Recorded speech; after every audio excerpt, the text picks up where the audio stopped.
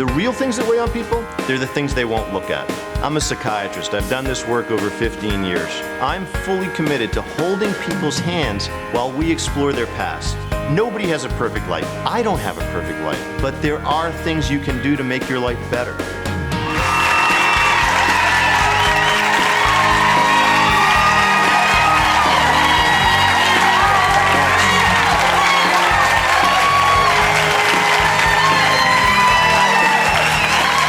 Imagine being an adult but not being able to go to the grocery store because you can't reach the shelves, or not being able to get money out of ATM machines because the buttons are just too high, out of reach. Well, for little people, these physical challenges arise every day, and there are lots of them. According to the Little People of America organization, there are an estimated 30,000 Americans with dwarfism. Today, we're going to talk with 4 families affected by that disorder, who will help us understand what it means to be little people in this big world. My first guests are Jeff and his wife, Christine. Now look, even though Jeff is a little person, he married Christine, who's of average size. Together, they face a lot of challenges, and they do it together. Take a look. Coming from a family of 9 children, I'm the only dwarf in the family. And my mom really raised me to be just like everyone else. And am I different? Sure, but aren't we all different in different ways? Staring is an everyday occurrence. Wherever I go, people are going to stare. It's quite uncomfortable when people come up and ask you, are you a movie star? And when you tell them no, they don't believe you. So many times it is easier to say, yes, I'm a movie star. I've signed hundreds of autographs. I was at a dance when I met my wife. I actually had just broken up with a boyfriend who was at the dance, and I found myself with no one to dance. I knew he was just a nice guy, and so I'm like, I'll go ask Jeff to dance. So we started dancing, and then as I left, he came and followed me, got my phone number, and that was it. I knew she was the one for me. When Jeff and I started dating, sure, there was an adjustment period as you date anyone who's new, but he had a way of making you feel comfortable, and he had such confidence in himself that you forget his height, and he just became Jeff. Did I have to work hard to impress her? Absolutely. I wasn't like just the normal Joe guy that can call on the phone. No, I had to really work it. It's a challenge to walk around looking for stuff that will fit me. The waist is good. The waist is the only thing that fits. Coming out of that dressing room, I'll put on a smile, but it is very uncomfortable to come out, and I'll model to my wife, Christine, how do these pant legs look, as I'm dragging them 3 feet behind me. There are days that I wish I could be like everyone else. I wish I could go play on a basketball court and slam dunk.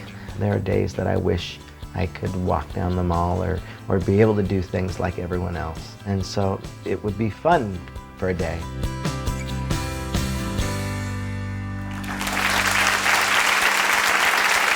Please welcome Jeff and Christine. Welcome. Okay, so you see your wife at a dance, soon to be wife, I guess, and you go out after her as she leaves the dance hall, and you got to tell us, what do you say? I love to dance, fast dancing, but really the reason why a young man goes to a dance is to slow dance. It's a little uncomfortable to be 4'2" and to slow dance and to make it comfortable for a young lady. So from day one, I would bring a chair out to the dance floor, and because I was positive, the young ladies always loved it, and there were 2 secrets with that. Number 1, I never had to worry about stepping on their toes.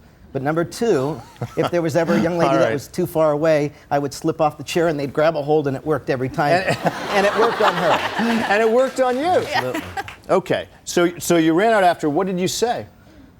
She danced with me. She was beautiful. She was amazing. She was smart. And so I chased after what I wanted. And so I got her phone number, and we started the dating process like anyone else. And what did you think, Christine? Because here's somebody who brings his own chair to the dance floor, showing the kind of courage and confidence that, frankly, few of us ever muster in the world. I actually was around him at various things growing up. We went to the same church, but I'd always seen him from afar.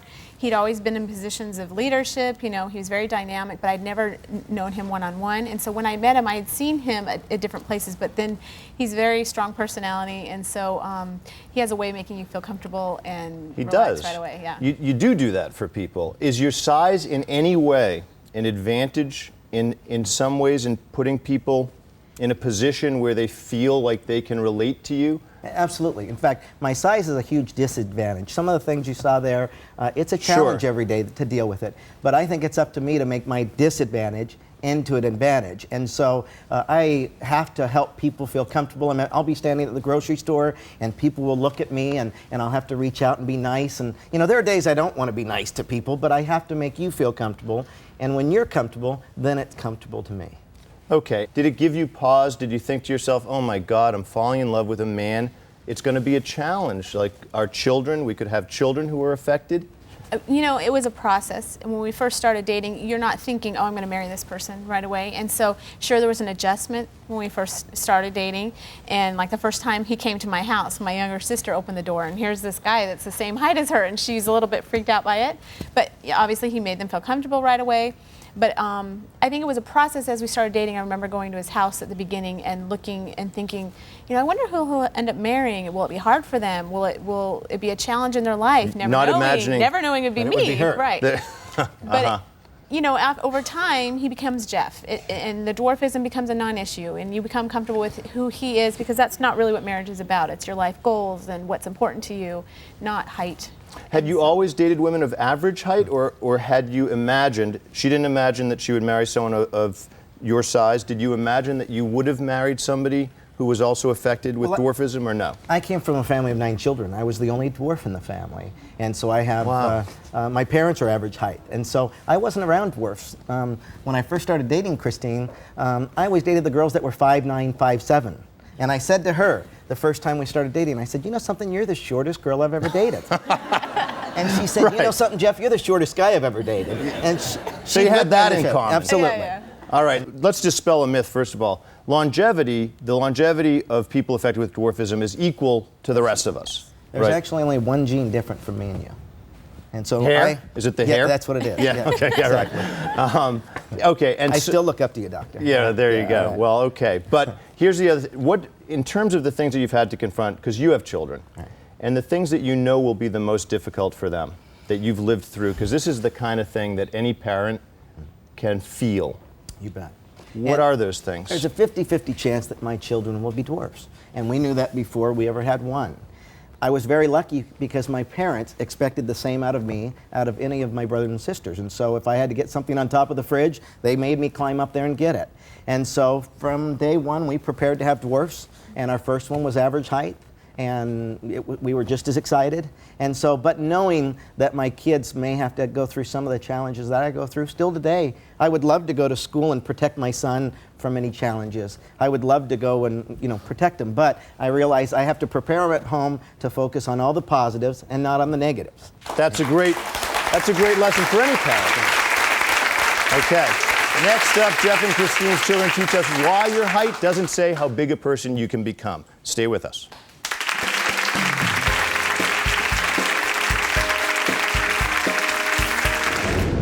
Coming up, a teen moved to protect his dwarf family. Sometimes some kids tease him, so I gotta stand up for him. And later, an average-sized son defends his dwarf parents. Wow, your parents are very short, and then I informed them that they're dwarves and they're just like you or me.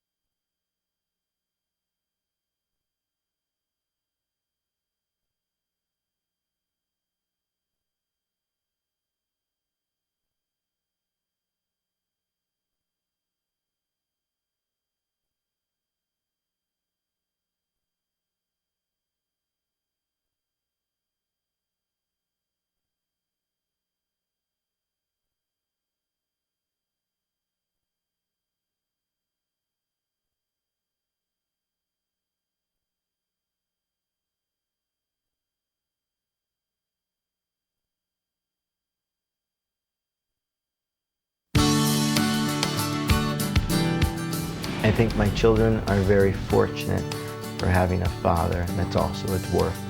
I didn't have that. My parents did the best that they could, but my children can see that Dad's life is normal. Dad's life is no different than theirs. And so we don't think about dwarfism every single day. Jeff doesn't think about it every day, but he does think about raising a strong family. We've been talking with Jeff and Christine about the struggles that Jeff faces living as a little person. After having an average-sized child and 2 children with dwarfism, the family encountered new challenges. Take a look. When Jeff and I first got married, we obviously realized that when we were going to start having a family, that the chances were great that we were going to have a dwarf as a child. We wanted to prepare emotionally, mentally for what the odds were. And so we knew before we had children that it was a 50% chance of having a dwarf. We have 3 children, and Taylor, who's 10, who's average height, Jacob, who's 8, who's a dwarf, and Ashley, who's 4, who's a dwarf. As a parent, it's hard to see your children sometimes when they are having to face things that are hard. They have people stare at them or say things that are mean. You want to shield them in a sense, but there is a sense of me that wants them to experience that because that's going to be their life. There are days my daughter, already at 4, voices that she doesn't want to be a dwarf. And as a parent, inside your heart aches when she says, Dad, I don't want to be a dwarf anymore.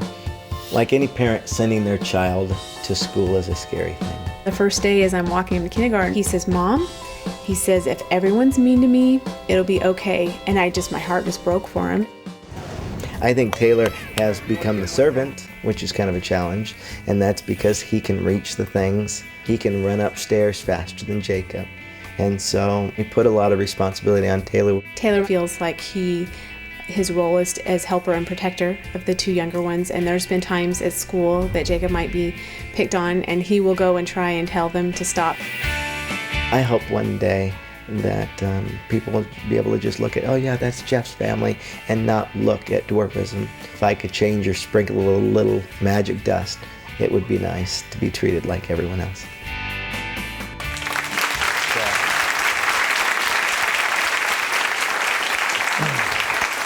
Okay. As parents, and I can see that you filled up a little bit when you saw that tape, and it was at the points at which you had to talk with, for instance, your daughter, who said, Dad, I don't want to be small anymore. And what did you say?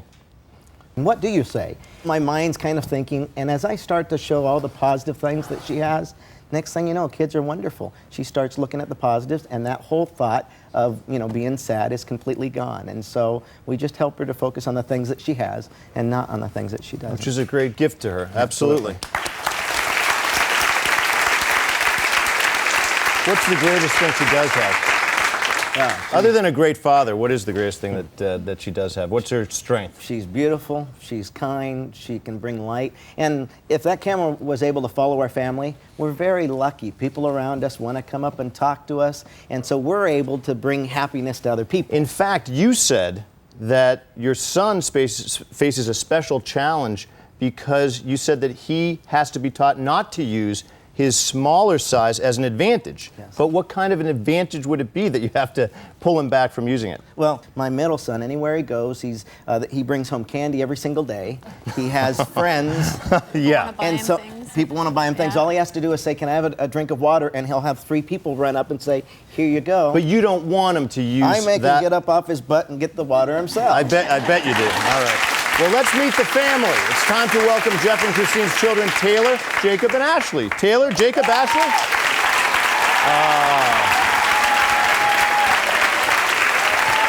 Hi, buddy.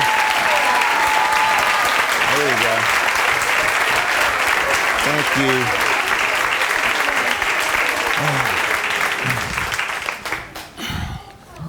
Now, that's a nice family. Jacob, we just heard that people sometimes treat you like a celebrity. Is that true? Yeah, they treat me like a celebrity because they've never seen one before. Uh-huh. They're not used to it, so they want to be like my bodyguard. They want. Okay. And are you kind of like his big brother bodyguard? Yeah. Sometimes some kids tease him, so I gotta stand up for him. That's good that you do that for him. Jacob, who's your hero? Who do you have as a hero? My brother. Yeah, that's a good hero to have. And Ashley, hi, sweetie. Hi, honey. Do you like school now? Do you go to school now? Yeah? Do you like it? Are people nice to you? You looked at your dad. You were like, but I heard that you told your daddy that it's sometimes hard being littler than other people. Is it sometimes? Yeah? Well, you know, Doctor, what's amazing is my kids don't think about it every day about being a dwarf. When you talk to my son, we've had the teacher come and call and say, you know, there was an incident where your son was made fun of, and they're all worried. But we go and talk to our son, and he doesn't even reacts like it's even happened. And so every day he just kind of blows off those people that are mean and really focuses on all the good things that he has. Christine, which one of your children is the most animated? I would say probably Jacob. Okay, Jacob is the most outgoing. Yeah, I would say. Your older son has developed what kind of qualities from being this helper in the family? Yeah, he's kind of the protector. He's the helper. He's very reliable. I can trust him with a lot. And he kind of has assumed that role himself, too. I think it's a little bit in his personality. When we come back, a little mother with a heart more than big enough for her two little girls. Just stay with us. You'll meet her.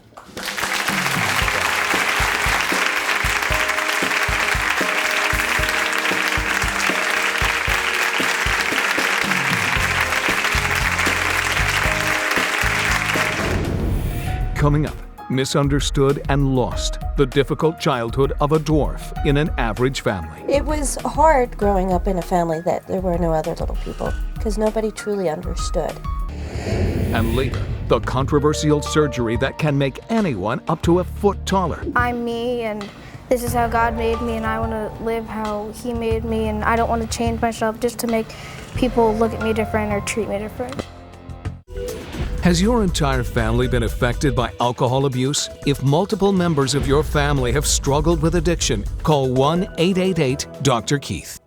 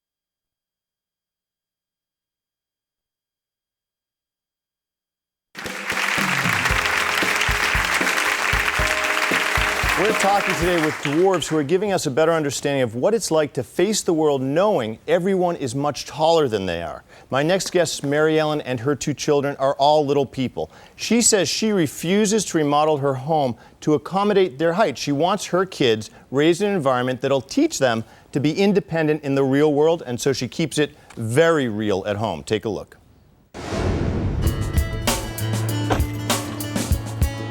My name is Mary Ellen. I'm a single mom of 2 little girls. Hi, honey. Hello. Erin, who is 12, and Sarah, who is 7. I'm going to do my Irish steps.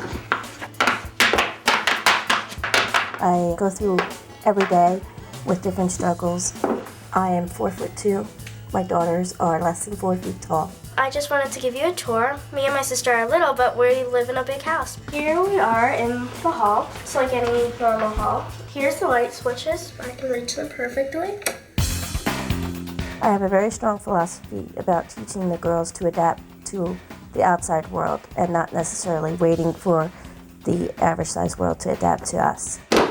This is where the silverware is. I can't reach it, so I use a stroke. I have not modified my house. It's important for the girls to adapt in the comforts of their own home. Come on, let's go up and wash up for dinner.